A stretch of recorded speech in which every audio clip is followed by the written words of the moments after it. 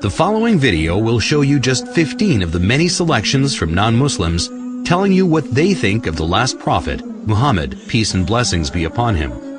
Dr. William Draper, in History of Intellectual Development of Europe, 4 years after the death of Justinian, AD 569, was born in Mecca, in Arabia, the man who, of all men, has exercised the greatest influence upon the human race, to be the religious head of many empires, to guide the daily life of 1/3 of the human race, may perhaps justify the title of a messenger of God. Philip K. Hitti, in History of the Arabs, within a brief span of mortal life, Muhammad called forth of unpromising material a nation never wielded before. In a country that was hitherto but a geographical expression, he established a religion which in vast areas suppressed Christianity and Judaism, and laid the basis of an empire that was soon to embrace within its far-flung boundaries the fairest provinces in the then civilized world. Thomas Carlyle, in Heroes and Hero Worship and the Heroic in History, the lies which well-meaning zeal has heaped round this man are disgraceful to ourselves only. A silent, great soul, one of that who cannot but be earnest. He was to kindle the world. The world's maker had ordered so. Mahatma Gandhi, statement published in Young India, 1924.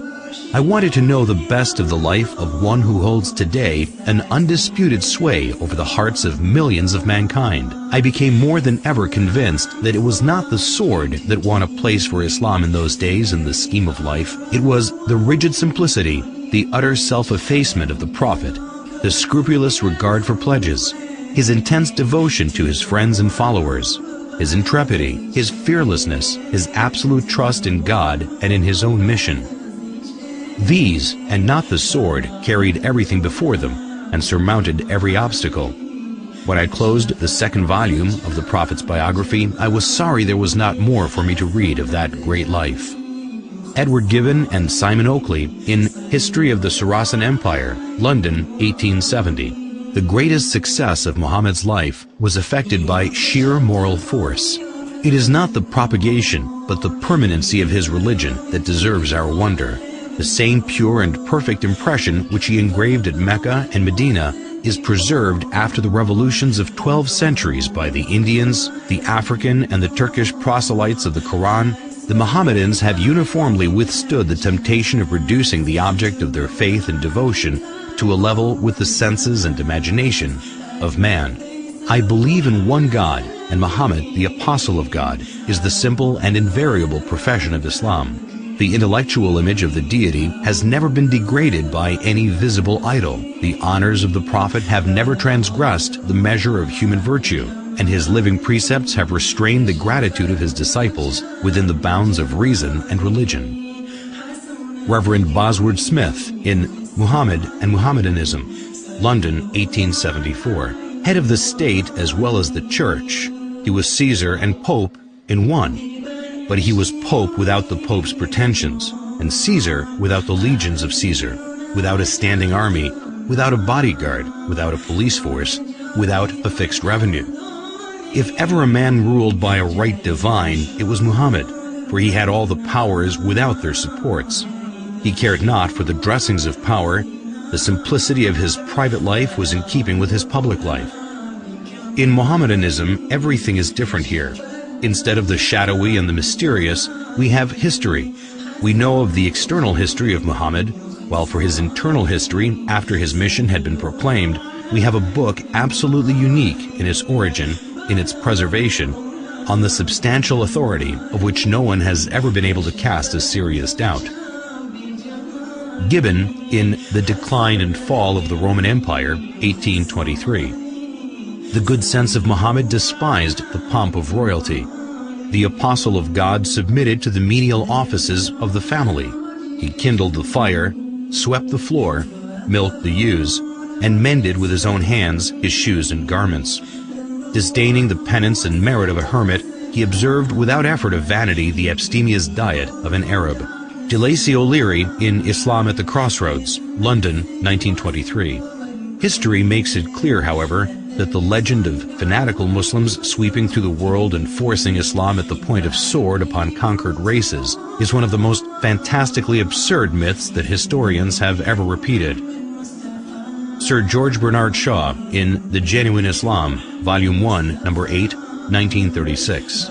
If any religion had the chance of ruling over England, nay, Europe, within the next 100 years, it could be Islam. I have always held the religion of Muhammad in high estimation because of its wonderful vitality. It is the only religion which appears to me to possess that assimilating capacity to the changing phase of existence which can make itself appeal to every age. I have studied him, the wonderful man, and in my opinion, far from being an antichrist, he must be called the savior of humanity. I believe that if a man like him were to assume the dictatorship of the modern world, he would succeed in solving its problems in a way that would bring it the much-needed peace and happiness. I have prophesied about the faith of Muhammad that it would be acceptable to the Europe of tomorrow as it is beginning to be acceptable to the Europe of today. Michael Hart in The 100, a ranking of the most influential persons in history, New York, 1978. My choice of Muhammad to lead the list of the world's most influential persons may surprise some readers and may be questioned by others. But he was the only man in history who was supremely successful on both the secular and religious level. It is probable that the relative influence of Muhammad on Islam has been larger than the combined influence of Jesus Christ and St. Paul on Christianity. It is this unparalleled combination of secular and religious influence which I feel entitles Muhammad to be considered the most influential single figure in human history.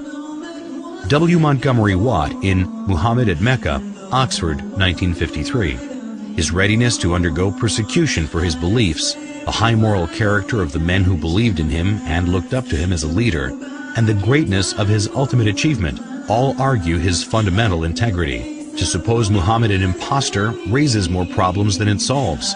Moreover, none of the great figures of history is so poorly appreciated in the West as Muhammad.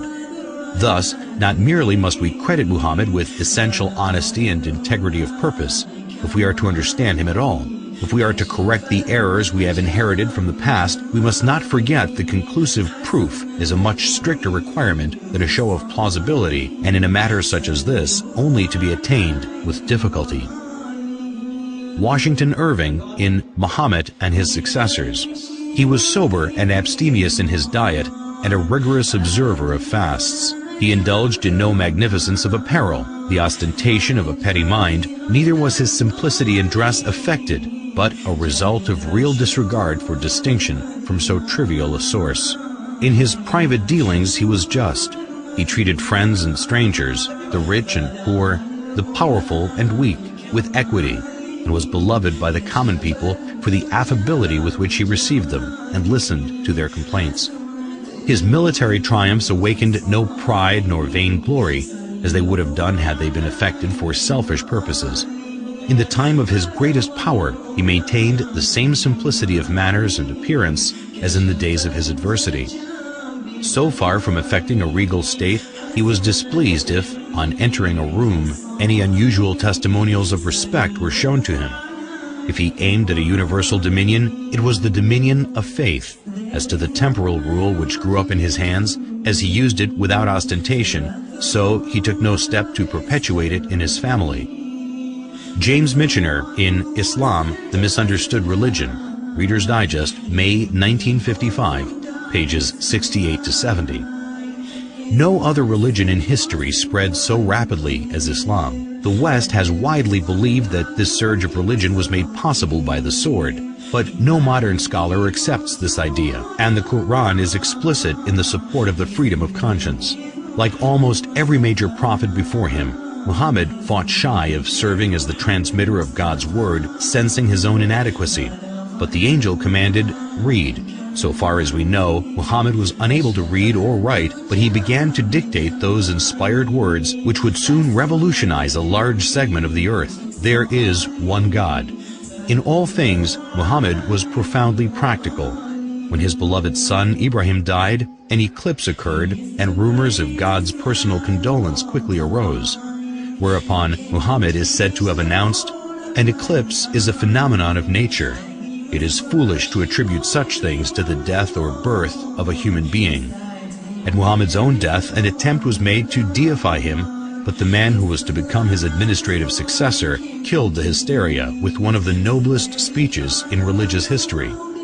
If there are any among you who worshipped Muhammad, he is dead. But if it is God you worshipped, he lives forever.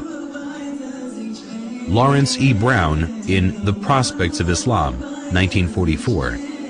Incidentally, these well-established facts dispose of the idea, so widely fostered in Christian writings, that the Muslims, wherever they went, forced people to accept Islam at the point of the sword.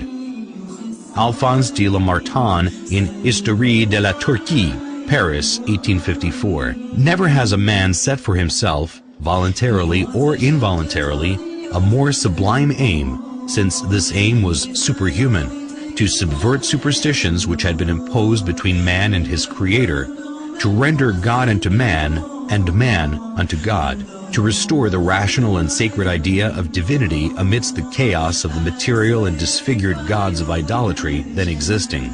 Never has a man undertaken a work so far beyond human power with so feeble means, for he, Muhammad, had in the conception, as well as in the execution of such a great design, no other instrument than himself, and no other aid except a handful of men living in a corner of the desert. Finally, never has a man accomplished such a huge and lasting revolution in the world, because in less than 2 centuries after its appearance, Islam, in faith and in arms, reigned over the whole of Arabia and conquered in God's name Persia, Khorasan, Transoxania, Western India, Syria, Egypt, Abyssinia, all the known continent of northern Africa, numerous islands of the Mediterranean Sea, Spain, and part of Gaul. If greatness of purpose, smallness of means, and astonishing results are the 3 criteria of a human genius, who could dare compare any great man in history with Muhammad? The most famous men created arms, laws, and empires only. They founded, if anything at all, no more than material powers which often crumbled away before their eyes. This man moved not only armies, legislations, empires, peoples, dynasties, but millions of men in 1/3 of the then inhabited world. And more than that, he moved the altars, the gods, the religions, the ideas, the beliefs, and the souls. On the basis of a book, every letter which has become law, he created a spiritual nationality which blends together peoples of every tongue and race. He has left the indelible characteristic of this Muslim nationality, the hatred of false gods, and the passion for the one and immaterial God. This avenging patriotism against the profanation of heaven formed the virtue of the followers of Muhammad. The conquest of 1/3 the earth to the dogma was his miracle, or rather it was not the miracle of man, but that of reason. The idea of the unity of God, proclaimed amidst the exhaustion of the fabulous Theogonies, was in itself such a miracle that upon its utterance from his lips, it destroyed all the ancient temples of idols and set on fire 1/3 of the world. His life, his meditations, his heroic revelings against the superstitions of his country, and his boldness in defying the furies of idolatry, his firmness in enduring them for 15 years in Mecca, his acceptance of the role of public scorn and almost of being a victim of his fellow countrymen, this dogma was twofold: the unity of God and the immateriality of God, the former telling what God is, the latter telling what God is not, the one overthrowing false gods with the sword, the other starting an idea with words. Philosopher, orator, apostle, legislator, conqueror of ideas, restorer of rational beliefs, the founder of 20 terrestrial empires and of 1 spiritual empire, that is Muhammad. As regards all standards by which human greatness may be measured, we may well ask, is there any man greater than he?